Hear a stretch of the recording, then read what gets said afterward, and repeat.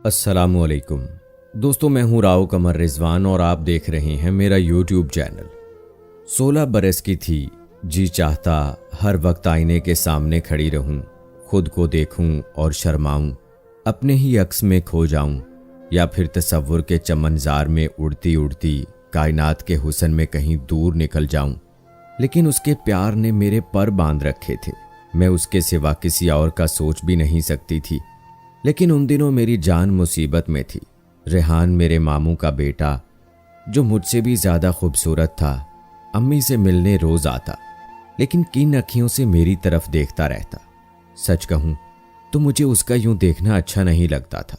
मीर आलम भी मेरा कजन था, रेहान ननियाल से तो आलम ददयाल से। वो भी ऐसे ही आके अम्मी के पांव दबाता, लेकिन नजरें उसकी मेरा ताकुब करती। मेरी जान मुसीबत में थी, दोनों ही अच्छे थे, दोनों मुझे चाहते थे और मुझसे शादी के तलबगार थे। अम्मी मगर कोई फैसला नहीं कर पा रही थीं कि किसको अपना दामाद मुंतखब करें और किसको मना कर दें। रेहान के वालिदैन ज़्यादा अमीर ना थे, लेकिन माँ से रिश्ता था, तभी माँ चाहती थीं कि उसे दामाद बना लें। मीर आलम मेरे वालिद का भतीजा था और अमीर बाप का बेटा था। उनका वो चहेता भी था। उनके सगे भाई का नूरे चशम हुस्न में रेहान से बढ़कर तालीम में भी आगे। ऐसा रिश्ता कौन ठुकराता है। मैं दोनों से चुपती रहती, ज्यादा बात न करती। जब उनमें से कोई आता, मैं किचन में घुस जाती। अम्मी बुलाती तो भी सामने जाने से कतराती थी। एक दिन दोनों की माएँ रिश्ता तलब करने आ गई। रेहान की वालदा सुबह को आई तो ताई जी शाम को। ऐसे मौक़ों पर माएँ हवास बाख्ता हो जाती हैं। मेरी माँ का भी कुछ ऐसा ही आलम हुआ। रात को वालिद साहब से मशवरा लिया। वो झट से बोले, रेहान को इनकार कर दो और मीर आलम को कबूल कर लो। वो मेरा भतीजा है, मैं बड़े भाई को कैसे इनकार कर सकता हूँ। अम्मी जान के अरमानों पर ओस पड़ गई और दुख से आंसू निकल आए। मुझे अलबत्ता कोई दुख न था, बल्कि वालिद का फैसला अच्छा लगा। दिल को दिल से राह होती है। मैं जानती थी मीर आलम को मुझसे ज्यादा मेरे वालिदैन से मोहब्बत थी।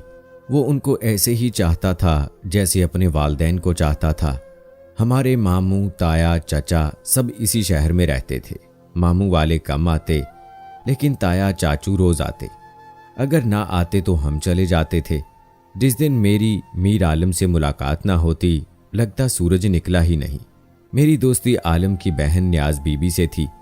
हम उसको नाजो बुलाते। उसकी और ताई की ख्वाहिश थी कि मैं उनके घर की बहू बनूं। एक दिन नाजो की जुबानी पता चला कि मीर आलम अपनी खाला के घर कराची जा रहा है। ये सुनकर मैं रंजीदा हो गई। 100 तरह के अंदेशे दामनगीर थे। उसकी खाला की बेटियां थी और मैंने सुना था कि खाला उसे दामाद बनाना चाहती हैं। मैंने बहुत दुआ की कि वो कराची ना जाए। जुबान से कह न सकती थी कि उसके साथ बेतकल्लुफी ना थी, इसलिए रोक भी न सकी। वो चला गया और मैं 100 अंदेशे दिल में छुपाए सी सकती रह गई। अब ताई का घर काटने को दौड़ता था। मैंने उनके घर जाना छोड़ दिया। नाजो शिकवा करती कि अब तुम हमारे घर क्यों नहीं आती। उसे क्या बताती कि क्यों नहीं आती। मीर आलम 1 माह के लिए गया था और 3 माह लगा दिए। नाजो बताती कि भाई वहां बहुत खुश है, उसका दिल लग गया है, तभी लौटने का नाम नहीं ले रहा। मैं ये बातें सुनती तो दिल बैठ जाता।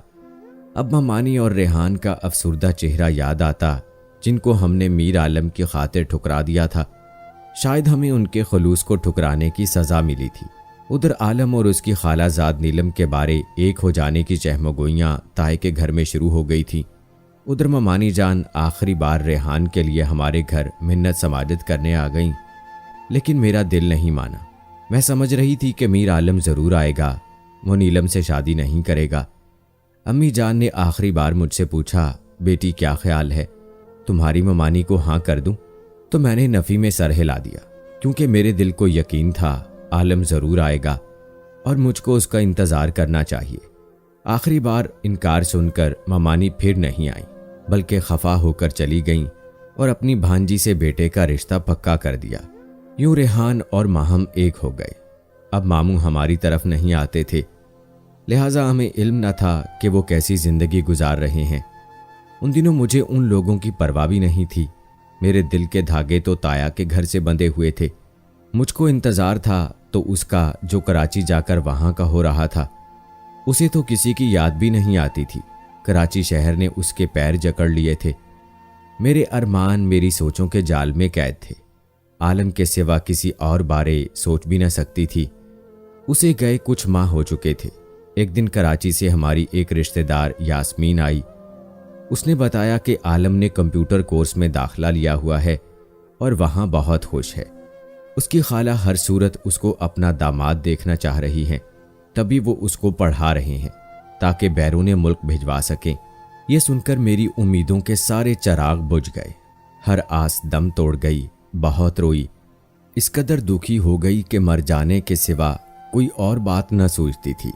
नाजो मुझे तसल्ली देती कि खातिर जमा रखो, मेरा भाई ज़रूर आएगा, वो शादी तुमसे ही करेगा। मेरे पास नाजो की बातों पर यकीन करने के सिवा कोई चारा ना था। मैंने खुद तो कभी मीर आलम से बात ना की थी, हमने कभी इकरार मोहब्बत ना किया था, तो अब मैं न्याज बीबी की बातों पर एतबार के सिवा कर भी क्या सकती थी। अम्मी और बाबा जान इस इंतज़ार में थे कि ताया और ताई आकर रिश्ते की बात करें, लेकिन उन्होंने एक बार भी रिश्ते के मामले पर बात ना की। शायद वो भी इसका इंतज़ार कर रहे थे। 6 माह बाद सुना कि मीर आलम आ गया है। मैं उसकी एक झलक देखने को बेचैन थी। लगता था कि वो कराची से आते ही हमारे घर आएगा, मुझे पहले की तरह किन अखियों से देखेगा और कहेगा, आज किसी ने हमें चाय का भी नहीं पूछा। ऐसा कुछ भी ना हुआ। वो हमारे घर आया और ना ही उसने मुझे किन अखियों से देखा। मैंने सुना वो हमारी तरफ आने का नाम नहीं ले रहा। मैंने ये भी सुना कि वो कहता है कराची अच्छा शहर है और अब मैं कराची में ही रहूंगा। मैं ये बातें सुनती तो दिल बैठ जाता। वो ना आया और मेरी उम्मीदों का ताजमहल ढह गया। रोज आने वाला जब यूं अपने दीदार से महरूम कर दे तो चाहने वाले के दिल पर क्या गुजरती है, ये तो इंतजार की आग में जलने वाले ही बता सकते हैं। मैं बहाने से यास्मीन के घर गई। उसका घर नाजो के घर से मिला हुआ था। सोचा वहां से छत पे जाके देखूं, शायद वो नजर आ जाए। यास्मीन ने समझ लिया था मैं क्यों आई हूं। वो मुझे अपनी छत पर ले गई। तकदीर मेहरबान थी या हुस्ने इत्तफाक कि मुझे सामने ही वो नजर आ गया। वो भी अपनी छत पर कुर्सी पर बैठा अखबार पढ़ रहा था। ये सर्दियों के दिन थे। अचानक उसकी नज़र मेरी जानिब उठ गई। मुझे देखते ही उसका चेहरा खुशी से खिल उठा। मुझे उसमें कोई तब्दीली नजर न आई, सिवाय इसके कि उसकी सेहत काबिल रश्क हद तक अच्छी हो गई थी। मुझे देखकर हाथ हिलाया। मतलब था कि मैं आजकल में तुम्हारे घर भी आऊँगा। अभी मसरूफ़ हूँ। खुदा की शान, जिसको एक रोज़ काटना भी महाल लगता था, वो अब इतना मसरूफ़ था कि अपने चचा के घर आने के लिए वक्त नहीं निकाल पा रहा था। मैं उसके इस तर्ज अमल को क्या समझती। मैं खुश थी मगर नाखुश भी थी। बोझल कदमों से घर आ गई। जो काम करती गुमसुम हो जाती, काम करना भूल जाती थी। सोचती थी ये सब क्या है, क्या वो बदल गया है। उसका तर्ज अमल अजीब हो गया था। इस बात की तह में कोई बात तो पोशीदा थी। अगले दिन वो हमारे घर आया। मुझे देखकर इशारे से सलाम किया। मैंने मुस्कुराकर सर झुका लिया था। वो हस्बे मामूल अम्मी जान के सामने बैठ गया। मैं किचन में उसके लिए चाय बनाने चली गई। सोचने लगी, हम मशरकी लड़कियां भी कैसी भोली होती हैं, किसी से कुछ कह सुन भी नहीं सकती। जिसको दिल का मालिक बनाया था, काश उससे एक सवाल कर लेती कि आलम, सच सच बता दो, क्या तुम मुझसे शादी कर रहे हो। अम्मी से बातें करके वो चला गया। उसने मुझसे कुछ कहा ना सुना। मैं भी उससे कुछ ना जान सकी कि उसके दिल में क्या है। चंद दिन रहकर वो कराची लौट गया, क्योंकि उसे कोर्स मुकम्मल करना था। जाते हुए भी वो मुझे खुदा हाफिज कहकर ना गया। कैसे कहता, हमारे खानदान में रिवाज ही ना था। इस बार तो ऐसा लगा जैसे वो मेरा सब कुछ ही मुझसे छीन कर ले गया है। मेरा दिल खाली हो गया था। अम्मी अब्बू को भी अंदाजा हो गया कि उसके वालिदैन ने रिश्ते के लिए सरसरी पूछा था, कोई वाजे बात नहीं की थी। गोया उनका ख्याल बदल गया था, वरना कोई तसल्ली आमेज बात तो करते। यकीनन वो नीलम को बहू बनाने बारे सोच रहे थे। नाजो ने एक दिन बताया कि उसके वालिदैन कराची जा रहे हैं। खाला ने बुलाया है। वो नीलम का रिश्ता तय करना चाहती हैं। अगर मेरी माँ को नीलम पसंद आ गई तो वो उसका रिश्ता मीर आलम से कर देंगी। ये खबर क़यामत थी जो मुझ पर गुजर गई। उस दिन मैं बिल्कुल मायूस हो गई। इस बात की भनक अम्मी जान के कान में पड़ी तो वो भी अफसोस करने लगी कि ये कैसी भूल हमसे हो गई। ऐ काश कि मैं हुमा का रिश्ता अपने भांजे रेहान को दे देती तो आज इस तरह लेने के देने न पड़ते। अब तो वो भी हाथ से गया और आलम भी हाथ ना आया। अम्मी बीमार पड़ गईं। वो पीली जर्द होती गईं जैसे ये गम उनका कलेजा खा लेगा। कभी लूटी हुई खुशी वापस मिल जाती है और वो मुराद बर आती है जो कभी पूरी नहीं हो सकती।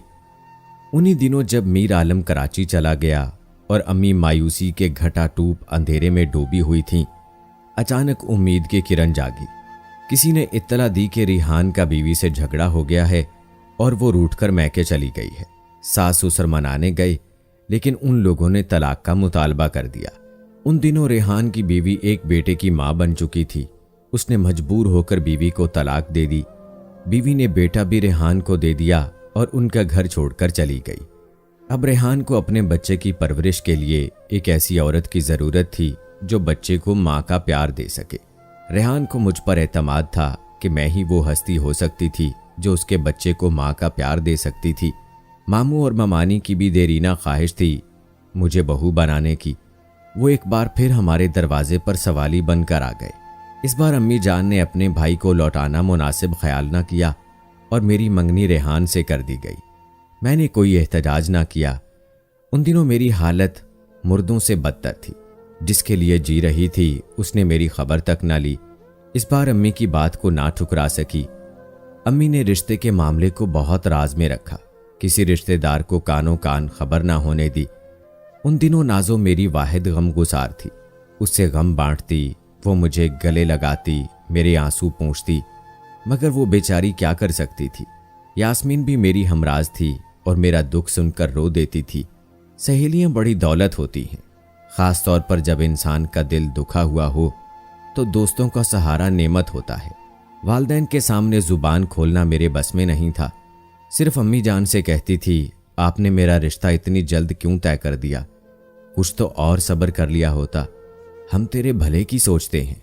अम्मी जवाब देती थी रेहान अच्छा लड़का है, तुमसे प्यार करता है, तुम मामू की बहू बनकर सुखी रहोगी। 1 साल बाद मीर आलम लौट आया। आते ही वो खुश खुश हमारे घर आया। अम्मी के इसी तरह पांव छुए और मुझसे चाय की फरमाइश की। लेकिन यहां तो 1 साल में ही 1 सदी बदल चुकी थी। मां ने उसे बताया कि मैंने हुमा की मंगनी रेहान से कर दी है। यह खबर सुनते ही उसका रंग उड़ गया और हैरत से मुंह खुला का खुला रह गया। ये आप क्या कह रही हैं? कोई अल्फाज उसके मुंह से नहीं निकल रहे थे। वो बगैर चाय पिए उठकर चला गया, जैसे किसी ने उसको उसके बहुत प्यारे की मौत की खबर दे दी हो। उसके वहमो गुमान में ना था अम्मी ऐसी बात कहेंगी। अपनी दानिश में तो वो मुझे अपना समझ चुका था। उसके वालदैन भी आए, मगर अम्मी ने कहा कि आप लोगों ने बहुत देर कर दी। मैंने तो अब जुबान दे दी है, मैं अपने भाई और भाभी को क्या जवाब दूंगी। मीर आलम उन दिनों उजड़ा उजड़ा लगता था। ये वही था जो हमा वक्त हंसता मुस्कुराता रहा करता था। अब तो अपनी हालत मजनू जैसी बना ली थी। वो अक्सर बिला मकसद अपनी छत पर टहलता रहता। एक रोज मैं छत पर गई तो वो दीवार के साथ टेक लगाए खड़ा हुआ था। किस कदर बदहाल और उदास था। उसने कई दिनों से लिबास तब्दील ना किया था। जब निगाह मुझ पर पड़ी उसकी आंखों में आंसू आ गए। मैं भी अपने जज्बात पर काबू ना रख सकी और मेरी आंखों से आंसुओं का सैलाब रवां हो गया। मेरी मंगनी के बाद से ताया और ताई ने हमारे घर आना छोड़ दिया था। वो इस रिश्ते से खफा थे। अब तो मीर आलम से मिलना भी महाल था। मिलना तो कजा, उसकी एक झलक देखना भी जुर्म था। एक दिन यास्मीन आई, मिन्नत समाजत से मुझे अपने घर ले गई और ताई के यहाँ चलने को कहा। मैं डरते डरते गई। ताई ने गले लगाया और बहुत रोई कि हमसे कोताही हो गई। हम तो समझते थे कि तुम हमारी हो और यह रिश्ता पक्का है। जब हम मुंह से कहेंगे तो इनकार ना होगा। हमें क्या खबर तुम्हारी माँ को इतनी जल्दी पड़ जाएगी। हमको खबर तक न लगने दी, वरना हम पहले ही रिश्ता पक्का कर लेते। ताई जी की बात सुनकर मैं भी अपने दुख को काबू न कर सकी और खूब रोई। थोड़ी देर बाद मीर आलम आ गया। मेरी समझ में कुछ न आ रहा था कि क्या बात करूं। मैं तो बस रोए जा रही थी। वो भी चुप था, मगर उसकी आंखें बह रही थी। उसने कहा, हुमा तुम शादी से इनकार कर दो। मगर अब मेरे लिए ऐसा मुमकिन न था। मैं चाहते हुए भी अपने वालिदैन की मर्जी के खिलाफ नहीं जा सकती थी और न अब उनको शर्मिंदा कर सकती थी। मैं रोती हुई वापस घर लौट आई, अपने वालिदैन की इज्जत की खातिर। शादी के दिन जो मेरी हालत थी वो मैं ही जानती थी। ताया वाले मेरी शादी में नहीं आए, मेरे ननियाली रिश्तेदार ज़्यादा आए। मैं रेहान की दुल्हन बनकर उसके घर चली गई और वो तमाम ख्वाब जो मैंने मीर आलम के साथ देखे थे चकनाचूर हो गए। पूरे घर में ऐसा माहौल था जैसे शादी नहीं, किसी की मौत हो गई हो। हर कोई आंसू बहा रहा था। यूं लगता था जैसे मैं जिंदगी की आखिरी सांस ले रही हूं और मीर आलम जाने किस तरह मेरी जुदाई के गम को बर्दाश्त कर रहा था। यूं दो मोहब्बत करने वाले चुपचाप और किसी से शिकवा किए बगैर जुदाई की सूली चढ़ गए। आज भी उसकी याद दिल पर शब्द है, गरचे घर में शरीफाना जिंदगी गुजार रही हूं, लेकिन मीर आलम की याद आ जाती है तो दिल बंद होने लगता है। खुदा जाने वालिदैन क्यों रिश्ते तय करते हुए गफलत से काम लेते हैं और मासूम दिलों का खून हो जाता है। मीर आलम दिल बर्दाश्ता होकर बैरून मुल्क चला गया और वापस ना लौटा। ये अच्छा हुआ कि वो वापस ना आया, वरना मेरी घरेलू जिंदगी वीरान हो सकती थी और मैं परेशानी की लहरों में बहती बहती मामूलाती जिंदगी के धारों से कहीं दूर निकल जाती तो क्या होता, मेरे बच्चों का जीवन तो बर्बाद हो जाता। इसलिए रिश्ता करने से पहले एक बार बच्चों से उनकी खुशी के बारे में भी पूछ लिया करें। अगर मुनासिब हो तो उन्हीं की खुशी में खुश हो जाया करें। कैसी लगी कहानी कमेंट बॉक्स में ज़रूर बताएं। मिलते हैं अगली वीडियो में, तब तक के लिए अल्लाह हाफिज।